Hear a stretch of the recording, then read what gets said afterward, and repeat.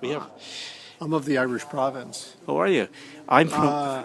Our roots are from the Irish Yeah, province. I'm from a town called Limerick, and we have a Franciscan church Yeah. in Limerick City, in Yeah. Ireland. Wow. So tell me about this place.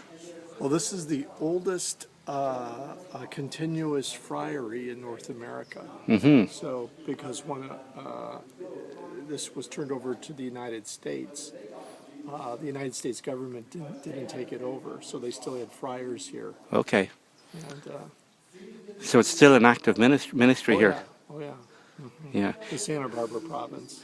So you're here for some big meeting of the Yes, Franciscans. yes. What's the meeting about?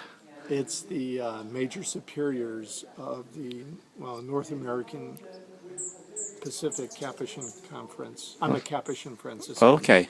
This is just the OFMs. Okay. So Well, I my hope. novice master was Peter Mary Banks from Sligo. Oh, really? Yeah.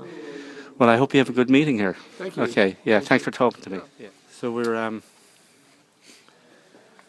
in the garden of the Santa Barbara Old Mission, which was basically the people who founded this town. Tell us a little bit more about it. Well, there's a whole series of missions up and down the coast of California.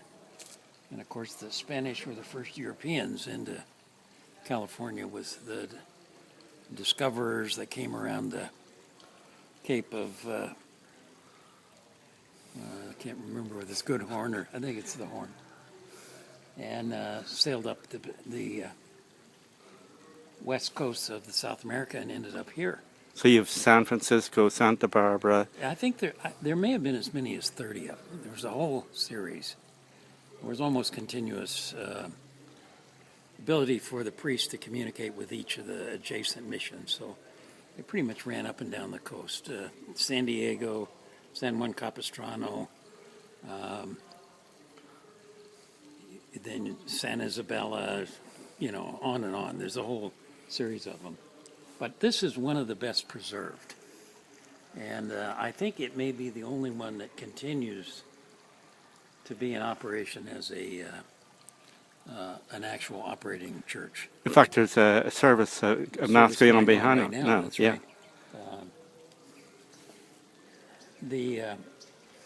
We just watched a film in there that talks about the history, and they said that the native people provided not only a fertile group for conversion, but also a stable workforce. And it was the truth of the matter, at least as reported by many of the historians, were that the Indians were essentially enslaved by the friars and used almost as slave labor to build these facilities and to irrigate the crops and so forth.